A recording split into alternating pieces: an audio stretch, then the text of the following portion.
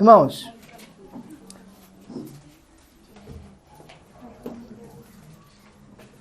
no primeiro ano que o Senhor Jesus Cristo, Ele me alcançou, eu ouvi uma pregação sobre a mulher do fluxo do sangue, por um pastor chamado Rodrigo.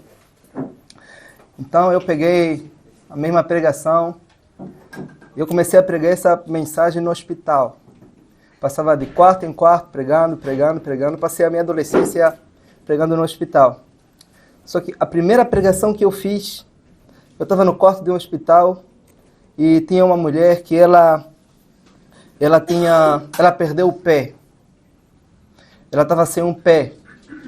Eu estava no quarto do hospital, novo convertido, e eu comecei a pregar sobre aquela mulher do fluxo de sangue.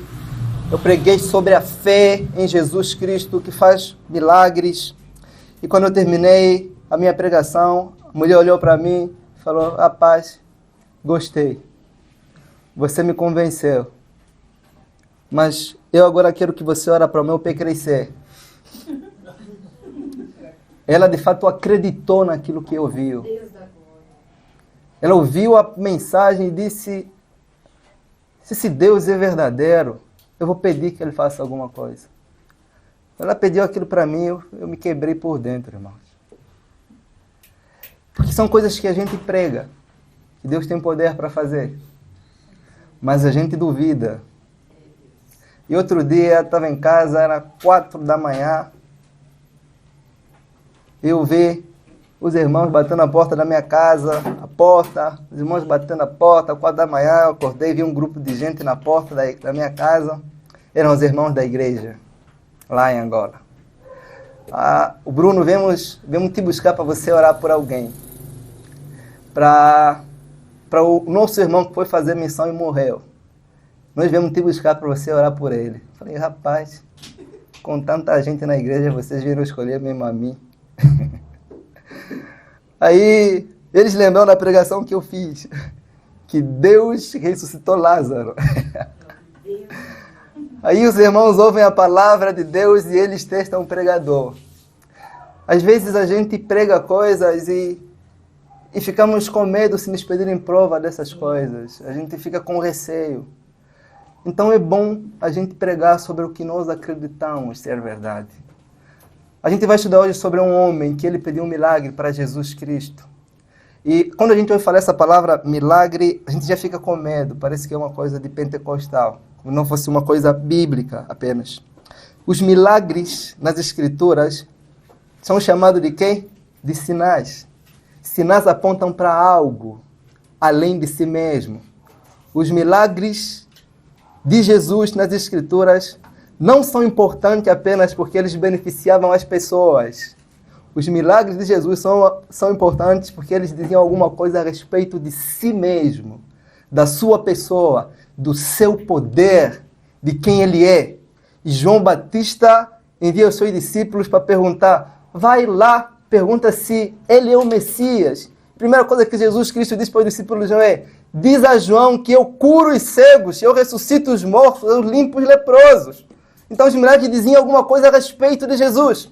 Os milagres de Cristo eram um sinal messiânico. O profeta Isaías, no capítulo 55, no versículo 4, ele diz que quando o Messias vir, ele vai fazer o quê? Ele vai abrir os olhos de quem? Dos cegos. Os surdos vão ouvir. Então, e quando ele curava as pessoas, ele estava dizendo alguma coisa sobre isso, que ele se importava não só com a restauração da alma do ser humano, mas do corpo. Então ele começa seu ministério fazendo prodígios, fazendo sinais, e esses sinais, todos esses sinais, diziam alguma coisa sobre ele, que o Messias chegou, uma nova época, uma nova era, uma nova perspectiva de vida. Então, temos as Escrituras aqui no capítulo 18 de Lucas, um homem que foi curado por Jesus. No capítulo 18 de Lucas, no versículo 35, diz assim: ora, quando eles chegando a Jericó, estava um cego sentado junto do caminho, um mendigo. Este, ouvindo passar a multidão, perguntou: o que era aquilo? Disseram-lhe: Jesus de Nazaré está passando. Então ele se pôs a clamar, dizendo: Jesus, filho de Davi, tem compaixão de mim. E os que iam na frente o repreendiam, para que se calasse. Ele, porém, clamava ainda mais: Filho de Davi, tem compaixão de mim. Parou depois Jesus e mandou que o trouxessem. Tendo ele chegado, perguntou-lhe: O que queres que eu te faça? Respondeu ele: Senhor, eu quero ver, que eu veja. Disse-lhe Jesus: Vê! A tua fé te salvou. Imediatamente recuperou a visão e foi seguindo a Jesus, glorificando a Deus. E todo o povo, vendo isso, louvavam a Deus. Nunca, em toda a época, em toda a Bíblia, houve um cego que viu no Antigo Testamento. Então, o fato de Jesus ter curado um cego, ele estava transmitindo uma mensagem não verbal. Ele estava falando: sou eu sou o Messias, eu sou aquele que vi para dar olhos ao cego, para dar ouvidos ao surdo. Então, não tem nenhum profeta nas Escrituras, no Antigo Testamento, que fez o que Jesus Cristo fez. Vocês vão ver, a gente provavelmente vai estudar isso na próxima semana, que Jesus curou um cego uma certa vez, e as pessoas diziam que esse milagre que você recebeu é do demônio.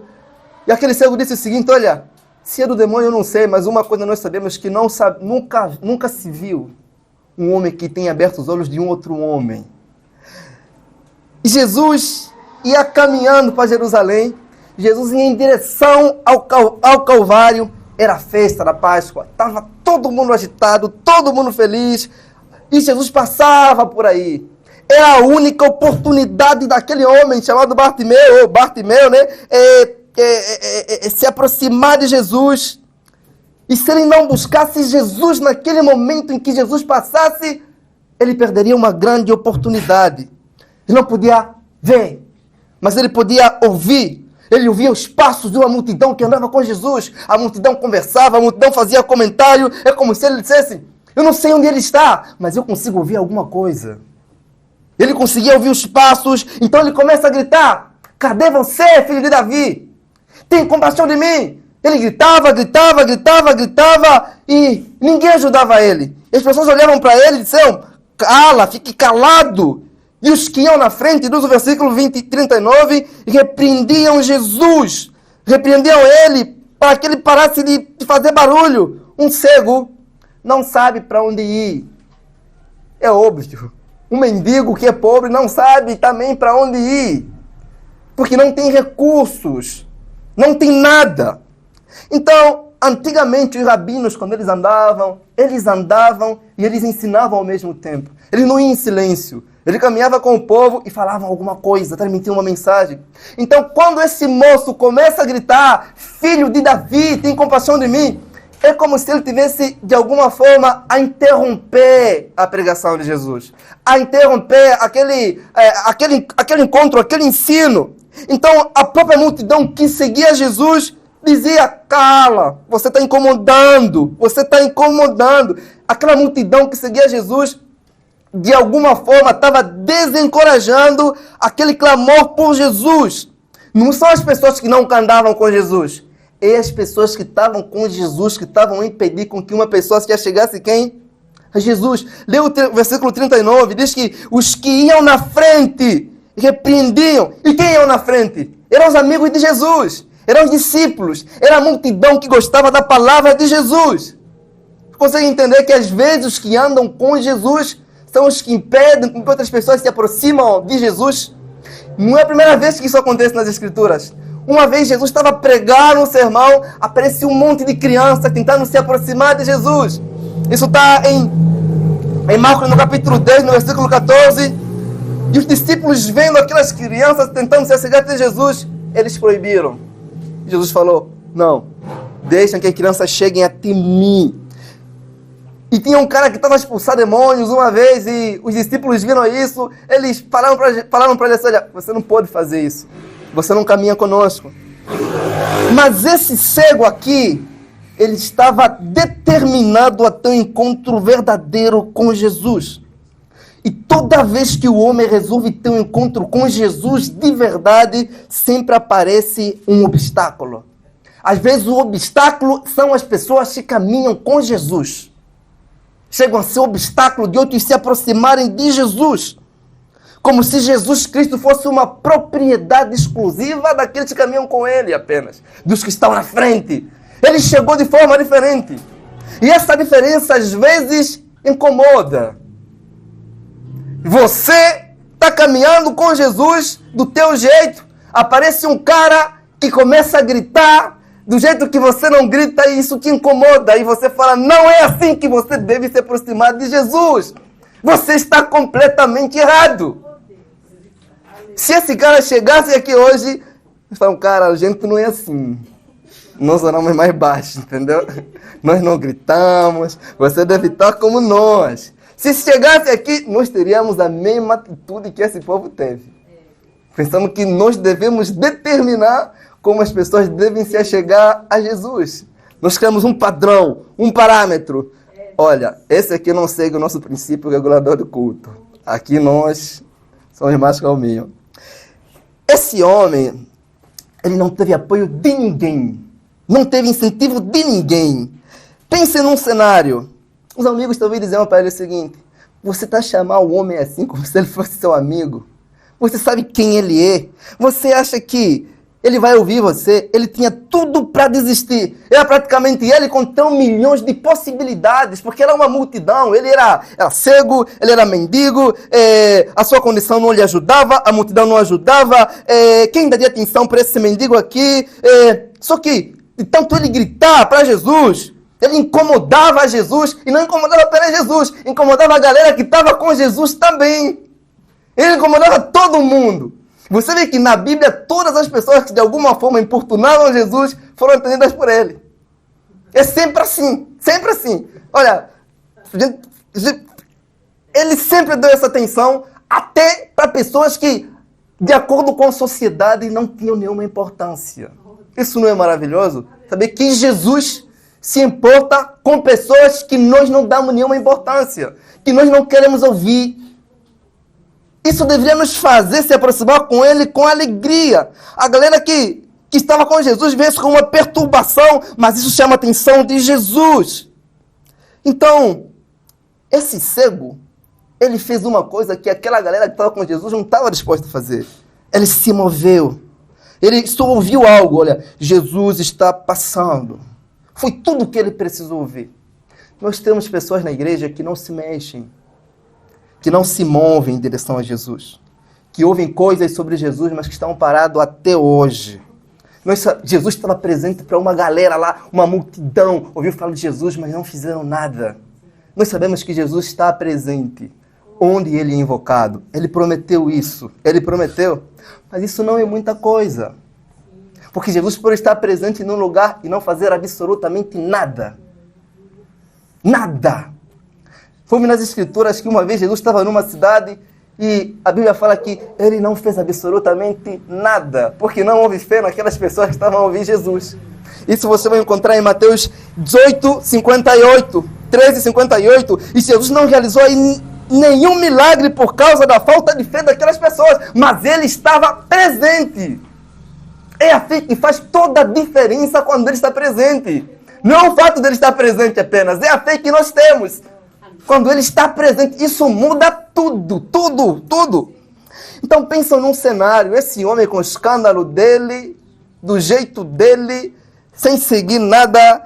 No versículo 40, a Bíblia diz o seguinte, olha aqui, parou Jesus e disse, tragam ele até mim. Então, Jesus para ouvir um cara que ninguém queria ouvir. Jesus para e trazem. Uma coisa que Deus está claro aqui, Jesus não parou porque aquele cara era pobre. Tinha caras mais pobres, mais ferrados que ele. Jesus não parou porque ele era cego. Tinha outros cegos também. Jesus parou para ouvir aquele cara porque ele estava fazendo uma coisa que ninguém estava a fazer. Ele tinha fé. Ele tinha fé que se chamasse por Jesus, ele seria atendido por ele. Você leia o Evangelho, leia os Evangelhos, vocês vão perceber algo que nunca nenhuma pessoa com fé passou desapercebido diante dos olhos de Jesus. Nunca, nunca, nunca. No meio de uma multidão, os de fé sempre se destacam. Você vai encontrar isso, por exemplo, em Lucas 7, no versículo 9. Jesus, ouvindo isso, admirou-se, voltando-se para a multidão que o seguia, disse: eu vos afirmo que, mesmo em Israel, não encontrei fé. Está falando isso para um pagão. Um cara que não andava com Jesus. Ele vê a multidão com Jesus. Ele chega para Jesus e fala: Jesus, tem como você ir na minha casa curar o meu servo? Jesus falou: caramba, hein? Eu não vi um cara com uma fé como essa aqui. A ponto, só a minha palavra pode fazer, pode curar o teu servo. Só isso. Jesus falou: não vi. Ele se destaca no meio daquela multidão. Ele está elogiando um cara porque tem fé em um cara que não seguia ele. Então, você vai ver isso, por exemplo, em Mateus no capítulo 15, no versículo 28. Mulher, grande é a sua fé. Quando as mulheres chegavam até Jesus, a mulher do fluxo de sangue, outras mulheres que queriam ser curadas por Jesus, Jesus via a fé nelas. E sabe o que Jesus falava? Elogiava essas mulheres, elogiava esses caras. Ele nunca elogiou alguém porque tem muito conhecimento. Isso não impressiona Jesus em nada. Toda vez que ele olhava, ele falava: grande é a tua fé. E geralmente são pessoas que não frequentavam o templo, que não conheciam a lei de Moisés. Então, isso nos incomoda de certa forma. Como? Como é que isso é possível? Então, eu espero que isso, de alguma forma, te ofenda. Que, no meio de uma multidão, sempre será a pessoa de fé que se destaca. E se você não tem fé, você é só mais um cara no meio de uma multidão. Que vai continuar sendo apenas mais uma pessoa no meio de uma multidão. Que talvez passa desapercebido aos olhos do Senhor. Uma coisa que fica clara aqui é que no milagre daquela mulher que foi tocada que tocou em Jesus, ele consegue sentir quando alguém o toca com fé, quando alguém se aproxima com ele com fé, quando alguém ora com fé, com essa certeza. É isso que muda tudo. Uma multidão pode estar tocando em Jesus, andando com Jesus, orando a Jesus, mas ele consegue perceber os que fazem isso com fé. Então, eu penso que você reflita sobre isso.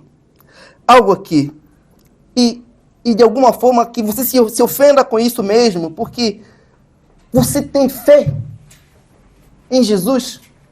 Não, esquece tudo que você já pensou sobre fé e pensa consigo mesmo com honestidade, com sinceridade. Você tem fé? Não, eu não estou a perguntar se você tem a definição de fé, ou sobre você sabe o que é o fé, ou a origem da fé. Não, você tem fé dentro do seu coração? Dentro de você há uma fé? Porque nós somos a geração que tem a definição correta da fé, mas que não consegue exercê-la em nada. Nós somos a geração que consegue dar os conceitos de tudo e não consegue aplicar a fé nos momentos em que ela é mais precisa. Essa fé que você tem, ela está na sua cabeça como um conceito ou no seu coração com uma confiança viva que te move a Jesus? No fim de tudo, o que você sabe sobre a definição de fé não importa para nada. No fim de tudo são conceitos. É o que você acredita nele. Não é a definição, é o teu sentimento. Porque o sentimento nos move. Aí até Jesus. E esse sentimento nos faz confiar nele de verdade. Você chegava para esse cara que talvez não sabia ler. Você perguntava para ele assim: me define o que é a fé. Qual é o conceito que você tem de fé? Talvez não conseguiria trazer uma definição de fé. Mas ele tinha isso. Ele confiou que Jesus tinha poder para fazer isso. Coisas que os fariseus que conheciam a lei não tinham essa confiança. Então, o escritor aos Hebreus, ele ainda nos ofende ainda mais. No capítulo 11, no versículo 6, ele fala: sem fé é impossível agradar a Deus. Não é que é difícil, é que é impossível. É impossível. Então, esse homem tem uma fé sobrenatural. Ele tem uma fé na pessoa certa, em Jesus Cristo. Tem gente que tem fé na vida. Tem gente que tem fé em si mesmo. Tem gente que tem fé que as coisas vão dar certo. Eu não frequento igreja, mas tenho muita fé. E essas pessoas, às vezes, que não têm fé em Jesus, mas têm fé na vida, e não podemos negar, de alguma forma, elas vivem com muita positividade. Elas vivem, elas talvez vivem com mais ânimos. Só que essa fé, apesar de ser uma coisa boa, se podemos chamar de fé, ela pode melhorar a nossa perspectiva de ver a vida, mas ela é limitada, de alguma forma. Tem gente que não é crente, mas vive, parece com com pensamentos mais positivos, que as coisas vão dar certo, que as coisas vão melhorar. Mas só que no dia que você recebe o diagnóstico de um câncer, essa fé na vida não serve para nada. No dia que você tem um fluxo de sangue, você tem uma menstruação de 12 anos que não para, essa fé na vida não serve para nada. Ou você recebe uma intervenção divina de um poder sobrenatural, ou você apodrece, ou você morre, ou você não é nada. Essa fé na vida não serve para muita coisa, porque no dia que alguém morre, não adianta você falar, não, eu tenho fé na vida, morreu, mas eu tenho fé na vida. Ou Jesus intervém de alguma forma, ou a pessoa apodrece, continua a apodrecer. Então, no Evangelho, ele nos ensina algo sobre Jesus, algo além de ter fé na vida, algo além de ter fé em si mesmo, além de ter fé nos seus sonhos, nos seus projetos, ter fé em Jesus. Porque ele vai dizer, olha, que a fé em Jesus, ela pode tudo. Ele diz que tudo é possível ao que crê. Então Jesus chega na casa de um cara que ele tinha a filha dele morta. Esse homem chega até Jesus e fala assim, Jesus, a minha filha está morta. Então a galera olha para aquele cara e fala assim, olha, não adianta incomodar Jesus porque ela já morreu. Então Jesus disse, quieto. Deixa eu curar essa mulher. Jesus cura, Jesus continua fazendo milagres e vai na casa desse cara, Jairo. A fé dele moveu Jesus a ir até na casa da sua casa e ele ressuscita a filha dele. A fé de um pai trazendo benefícios na vida dos filhos. A fé daquele pai, de alguma forma, trouxe aquele benefício na vida daquela filha. E Jesus chega naquele cenário de luto e tristeza e diz assim, ela não está morta, ela dorme. E ele diz, levanta, levanta. E a menina levantou. E porque ele é Senhor, tanto dos vivos como dos mortos. Quando ele dá uma ordem, não há quem desobedeça. Até a morte, que todo mundo teme, obedece. É apenas um sono. É apenas um sono. E a fé desse pai, olha como é que a fé pode trazer um impacto, a fé dos pais na vida dos filhos. Então, a fé desse homem aqui, que nós estamos a ler, ela nasce de onde deveria nascer toda a fé verdadeira. Aonde? No ouvir falar sobre Jesus. Ele ouviu falar sobre Jesus. Isso moveu ele. Ele só ouviu. Talvez não tenha ouvido muito sobre escatologia. Nem sei se conhecia esses termos, né? Nem sei. Ele só ouviu falar que Jesus vai passar. Isso foi suficiente para movê-lo em direção a Jesus. Olha, a fé é isso. O que é a fé? A fé é o sentimento que nos move até Jesus e é confiar que Ele tem poder para fazer o sobrenatural. A fé verdadeira nos move. E a fé vem pelo ouvir a palavra. Então, se você ouve a palavra e você não se move de alguma forma, você não tem fé naquilo que você está ouvindo sobre Jesus. Aí nasceu uma fé genuína na palavra, no Messias. Ele estava sem fé em si mesmo, estava sem fé em nada. Ele teve a fé na pessoa certa, em Jesus. E Jesus sempre passa. Era a única oportunidade que ele teve. Se ele não se encontrasse com Jesus, se ele não clamasse por Jesus, ele permaneceria cedo para o resto da sua vida, porque Jesus está caminhando em direção ao Calvário para ser morto. E Jesus para aí, no versículo 41, Jesus pergunta para ele o seguinte: o que queres que eu te faça, meus irmãos? Então ele responde: Senhor, que eu veja. Deus soberano. Jesus é Deus e Ele se oferece para como se fosse servo de um mendigo. O que você quer que eu faça por você? Me diz o que você quer. Eu sou o Senhor. Mas fala. O que está pegando aí dentro do seu coração? O que você deseja que eu faça? Me diz aí. Existem pessoas que não falam com Jesus. Que não falam, não se abrem, tão entupida de sentimentos negativos, tão entupida de pecados, pornografia, mentira, dúvida, incredulidades, amargura, medo, ansiedade. Mas quando se encontram com Jesus de verdade na oração, elas não falam nada. Elas dizem o quê? Hoje eu só vim para agradecer. Como se isso fosse uma grande virtude, irmão. Jesus pergunta, o que você quer que eu faça? Ele não pergunta o que você quer que se faça, como se as coisas se façam do nada. Ou não diz o que você quer que aconteça, como se as coisas acontecessem do nada. Jesus pergunta, eu faço, eu tenho poder para fazer. Diz o que há no seu coração, qual o desejo profundo do seu coração. Porque Ele tem poder para atender toda a necessidade que é levada a Ele. Ninguém é tão necessitado como um homem. E ninguém tem tanto poder para suprir essa necessidade como Deus. Então, quando Deus se encontra com o homem, Deus não pergunta o que você sabe, porque no final de tudo, isso não tem muita importância. É o que você quer. É o desejo do seu coração que te move. Então, Jesus pergunta, o que você quer que eu faça para você? Onde é que está pegando aí? Para de enrolar, falar palavras bonitas. Oh, meu Deus, Todo-Poderoso. O que você quer? Desembucha. Fale. A beleza dessa pergunta está na frase, eu faço. O que você quer que eu faça? Eu tenho poder.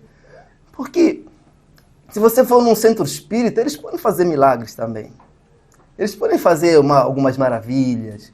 Alguma pessoa que está com tristeza, ansiedade, pode ir na pinga para conseguir paz. Mas Jesus pergunta, o que você quer que eu? A beleza está, eu faço. Não adianta ser feito se não for Ele que fazer. Ele fala, eu faço. Está dizendo, seja lá o que você deseja que seja feito, eu tenho poder para fazer. Eu tenho esse poder, Ele tem poder para fazer o cego ver, o surdo ouvir, o morto ressuscitar. Porque o apóstolo Paulo, ele diz em Efésios o seguinte, que Deus é poderoso para fazer infinitamente mais do que pedimos ou imaginamos. Não importa quão alto você imagina sobre o poder de Deus, Ele tem poder para agir muito mais além de tudo que você pensar a respeito dele. O apóstolo diz isso em Efésios 3:20, Ele é poderoso. O que queres que eu faça para você? Olha, irmãos, ele fala eu. Ele não fala que é o pastor que vai fazer, que vai mandar alguém para fazer, porque quando você pede para ele, ele mesmo faz. Ele se encarrega a fazer. Mas nós somos tímidos, por isso não acontece nada. Nós somos parados, nós somos como aquela galera que estava com Jesus. O que o irmão vai pensar de mim? Se eu fazer isso, se eu clamar por Jesus? Por isso que não acontece nada. A nossa timidez, ela é evidência da nossa incredulidade muitas das vezes. Então, aí a pessoa que tem fé na vida diz o seguinte, olha, eu tenho muita fé que as coisas vão dar certo, que eu consigo fazer tudo. Só que, antes de eu ir no outro ponto, Jesus fala, o que quiser que eu faça? Tem gente que está fazendo, ou tem tentado fazer coisas que só Jesus tem poder para fazer. Tem gente que está tentando se libertar pela sua própria força. Tem gente que está tentando se fazer feliz pelas suas próprias forças. Tem gente que está tentando se salvar pelas suas próprias forças. E Jesus chega e diz assim, olha, quer saber? Sem mim vocês não podem nada. Não importa o quanto vocês vão se esforçar, vão se esforçar, vão se esforçar. É como se vocês estivessem a correr naquela cadeira, naquela estrada de academia. Não vão sair do lugar. Sem mim vocês não podem nada. Não é que você não pode muito, é nada. Então, e o apóstolo Paulo, ele diz assim que, sem mim, o apóstolo diz, olha, eu posso tudo naquele que me fortalece. Eu não posso nada. Jesus disse, olha, sem mim você não pode nada, mas com Ele, na fé nele, nós podemos, porque Ele é quem faz. Ele faz isso. Esses milagres aqui, que nós vemos nas Escrituras, não são dados históricos apenas para nos mostrar o que Deus fez lá no passado. Esses milagres são sinais, como dizem, como a gente falou no princípio, o que Deus que está vivo pode fazer com o seu povo, no meio do seu povo, ou no meio daqueles que o buscam de verdade e com fé.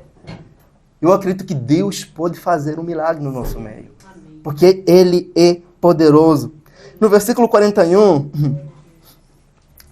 aí tem a parte que me chama a atenção, e disse-lhe Jesus, vê, a tua fé te salvou. Irmãos, e Jesus olha para ele e fala, a fé fez isso. a fé que você tem em mim, pode ver, olha aí. Sabe o que acontece às vezes, principalmente com o jovem? É muito fácil você criticar alguém que está procurando Jesus por causa de uma cura, quando não é você que sente dor. Quando não é você que é cego. Quando não é você que tem problemas. Quando a dor não é sua. Ah, é fácil. Mas no dia que as coisas enroscarem aí com você, você vai mudar de pensamento. Nós nunca podemos se opor, nunca, mas de uma forma, a pessoas que buscam Jesus de alguma forma para dar um fim no seu sofrimento. Se nós se opomos, nós estaremos agindo justamente como aquela multidão estava a se opor a esse cego. A multidão, estavam a se opor àquele cego. Jesus criticou severamente as pessoas que o buscavam por causa do pão. Jesus falava, vocês me buscam por causa do pão, porque o pão é uma coisa que vocês poderiam encontrar no mercado. Alguém pode dar para vocês, mas um milagre sobrenatural, ninguém além dele. Ninguém. Ele chama os cansados. Ele diz, vem para mim, vocês que estão subcarregados, vocês que estão cansados, eu vou aliviar vocês, vou tirar o peso de vocês, e tem mais, vou dar o meu jugo. Ele é leve, porque muitas das vezes ele próprio permite as doenças do corpo para tratar nossa alma, como aconteceu com esse moço aqui. Muitos cansados, muitos doentes que vêm até Jesus apenas para se curar de uma dor da coluna, de cegueira, acabam tendo uma restauração, uma salvação genuína. Porque ele é poderoso para tocar tanto no corpo como na alma. Ele é poderoso. E nós devemos se opor a essas pessoas que estão cansadas. Mas quando o Messias se encarna, ele vem para mim, cansados. Vem, vocês podem vir. Vocês aqui encontram um alívio para vossas almas. Um alívio genuíno em mim. Não na cachaça, não na pinga. Mas em mim. Há alívio para nossas almas em Jesus. Então, essa história aqui, esse relato histórico, ela nos ensina, a gente pode tirar algumas aplicações para a nossa vida prática. Separei 7. Falei, 7? Caramba, essa pregação vai demorar para acabar. Não. Muito breve. Que a gente pode tirar de aplicação. Primeiro, que a gente aprende com esse cego aqui, é que milagre não se espera, se procura, se busca por meio da fé. Na Bíblia, as pessoas que queriam algum milagre, algum toque especial de Deus, não ficaram sentados tendo pensamentos positivos. Meu Deus, eu tenho um pensamento positivo, as coisas vão melhorar. Está amarrado. Não. Essas pessoas foram onde Jesus estava. Essas pessoas procuraram Jesus. Nós vemos Jairo procurando Jesus para curar sua filha. Vemos Maria e Marta procurando Jesus para curar o seu irmão. Vemos esse homem chamando por Jesus para dar um fim no seu sofrimento. Vemos leprosos procurando Jesus para dar um sofrimento. Todo mundo se movendo, indo em direção do Mestre, e todos foram atendidos. Não é ficar sentado, a gente tem que se mover. E ir em direção a Jesus e clamar por Ele. E mesmo Ele, não apenas esperar, mas ir fazer alguma coisa, vai até Jesus. Porque se você não fazer nada, nada vai mudar.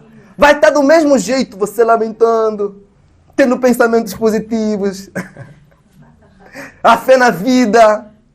Isso não é muita coisa. A fé nos move. A fé não fica parada aí, se lamentando, se fazendo de coitado, não. A fé, ela opõe os obstáculos da vida.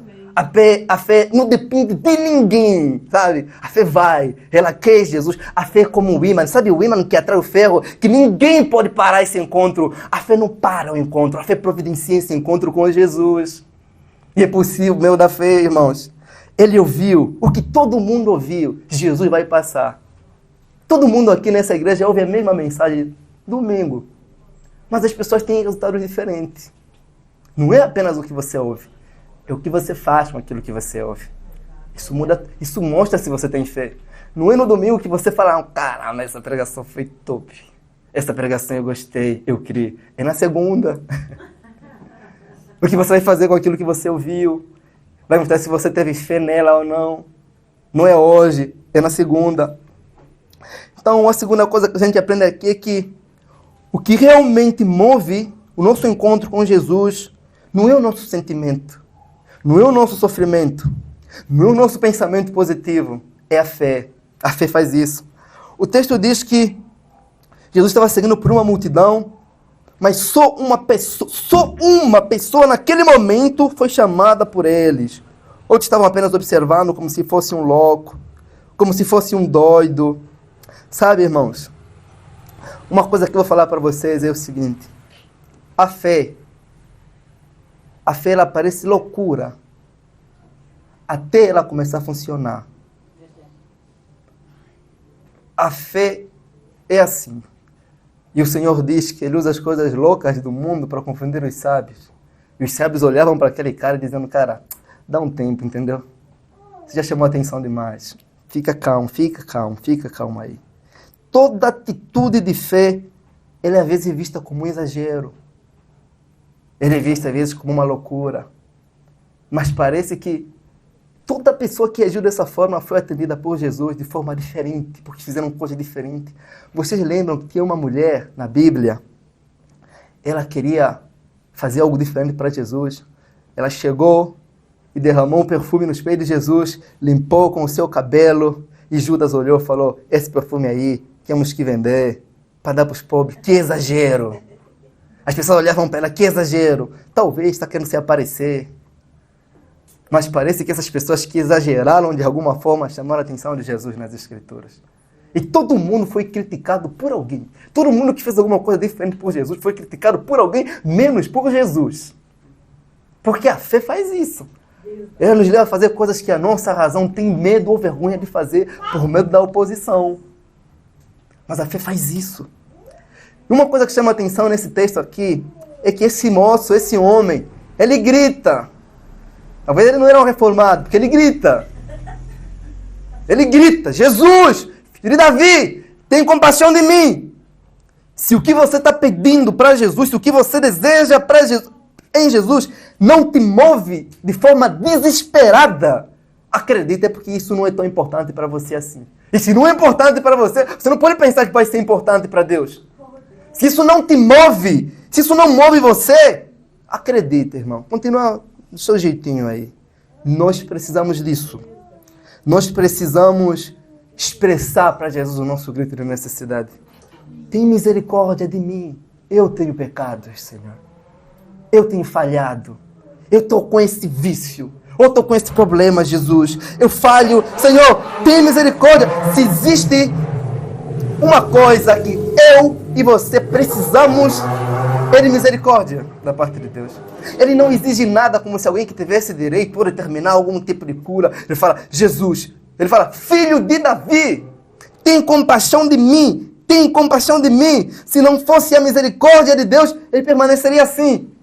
E quem não permaneceria na cegueira do pecado se não fosse a misericórdia de Deus? Nós temos um motivo para gritar, para clamar por essa misericórdia maior do que esse moço. Porque a cegueira dele não é maior do que nossos pecados. Tem misericórdia de mim porque eu falho, porque eu peco, porque eu não devido importância nos cultos, porque eu tenho vícios, porque eu estou angustiado. Tem misericórdia, me visita. Se Jesus vem, a falta de santidade é mais perigosa do que a cegueira. E nós devemos clamar, tem misericórdia de mim, porque eu não tenho santidade, porque eu escolho o pecado, porque eu falho. Jesus, vem até mim, tem compaixão de mim, porque se não fosse a misericórdia de Deus, todos nós estaríamos mortos. Se existe uma coisa que Deus dá para nós todo dia, é misericórdia. Toda respiração fora do inferno é misericórdia. Devia ser um motivo de gratidão a Deus. Como seria bom se nós chegássemos a Deus assim, reconhecendo que não temos nada. Misericórdia, misericórdia. Você vê que a gente aprender com um cara que se perguntava o que ele entende muito sobre as coisas mais profundas. Não tem muita coisa profunda que ele entende. Tudo que ele sabia é que existia um homem que tem poder e que tem misericórdia e que se ele clamar por misericórdia será atendido. É tudo que ele sabe sobre Jesus Cristo. Tudo.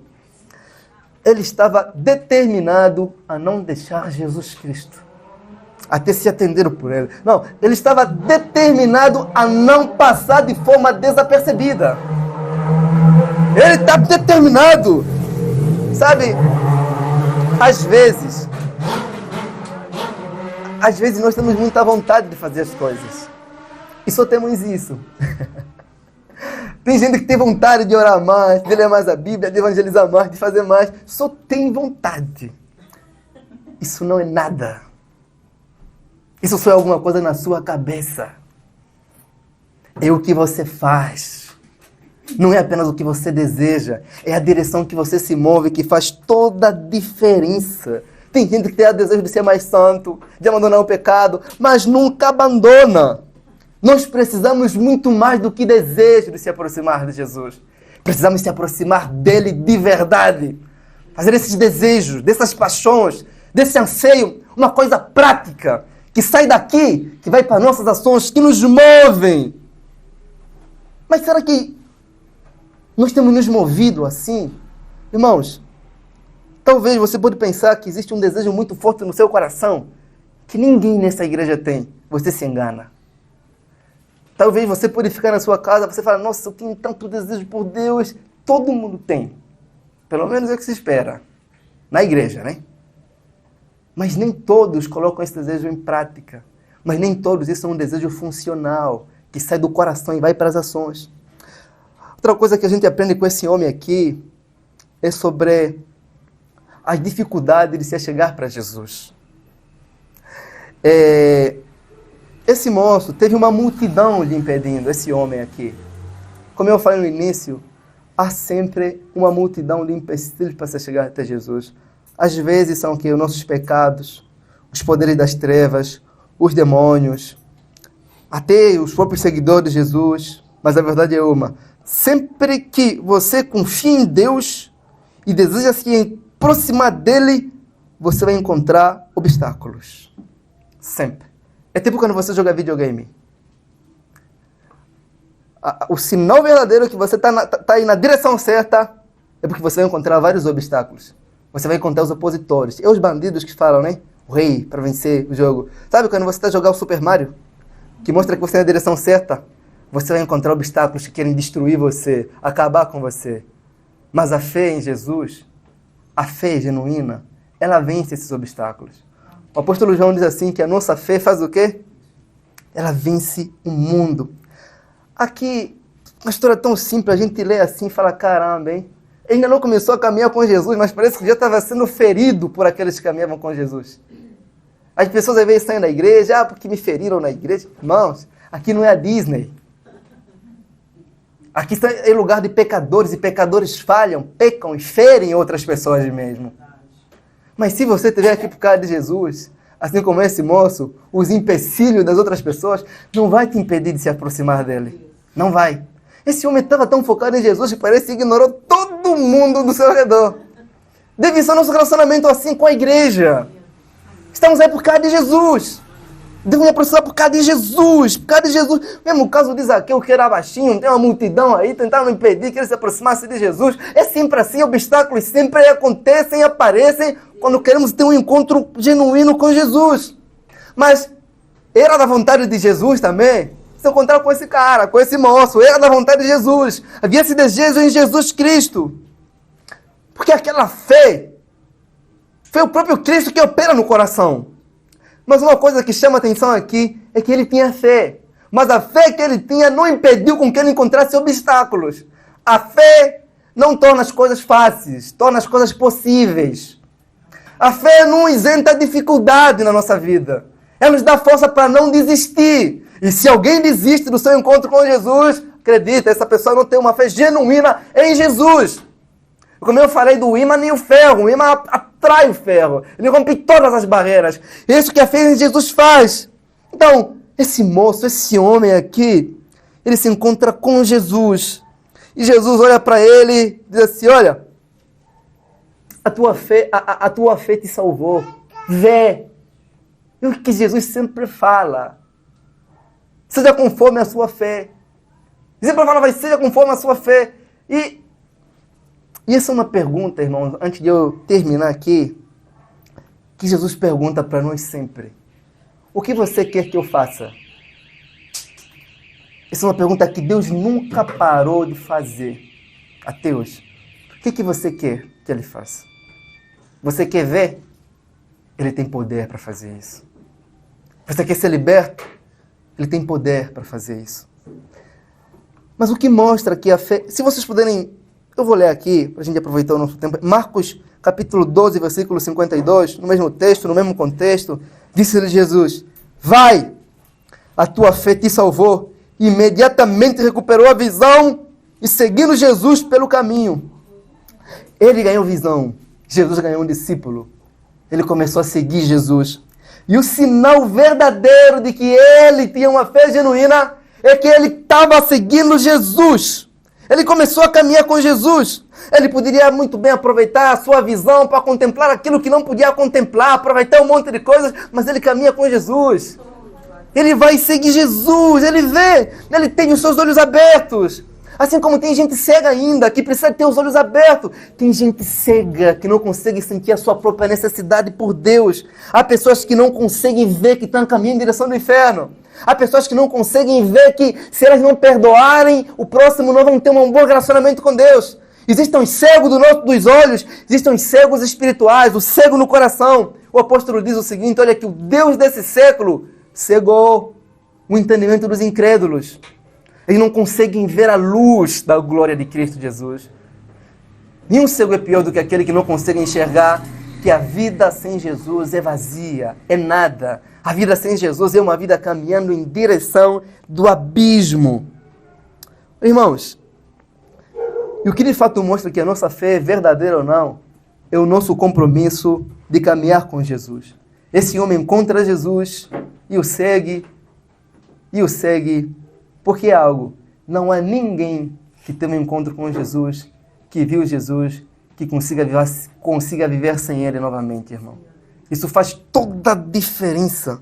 De todas as coisas que aquele cego viu, o que mais cativou a sua visão naquele momento, ele segue Jesus. Esse é o sinal de uma visão espiritual. Você está seguindo Jesus já? Se você ainda não segue Jesus, você é um cego que está caminhando em direção do abismo, que está caminhando em direção do inferno. Se você não segue Jesus hoje, clama a Ele. Jesus, tem compaixão de mim. Abre a minha visão. Eu quero te seguir. Porque cada passo que você dá em Cristo são passos dados em direção do inferno. Jesus tem poder para abrir a sua visão espiritual, a visão física. Ele tem poder para sarar a sua alma, o seu corpo. Ele tem poder. Mas se você for uma pessoa saudável sem Jesus, você é um saudável caminhando com mais energia para o inferno. É o segui-lo que faz toda a diferença. É o que ele disse para o jovem rico: vende tudo que você tem, faz o quê? E me segue. Você está disposto? Você já teve os olhos abertos ao ponto de falar: eu caminho com Jesus? Você hoje pode dizer isso: eu estou caminhando com Jesus? Se ainda não houve essa caminhada, não houve ainda uma abertura de olho, e você está perdido. Mas eu quero convidar você nessa noite a orar. Se você é uma pessoa que está aqui, carece de um milagre da parte de Deus, clame a Ele. Senhor, toca-me. Tem misericórdia de mim. Toca a minha alma, toca o meu corpo, toca o meu coração. Tira para fora o que fere você. Se você está aqui e ainda nunca teve um relacionamento com Cristo, peça: Jesus, tem compaixão de mim. Ele é poderoso para tocar em nossas vidas, irmãos.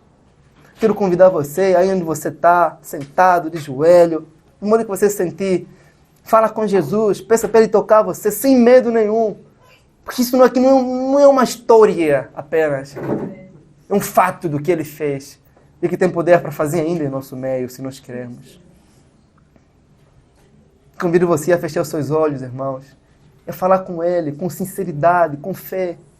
Com uma fé genuína.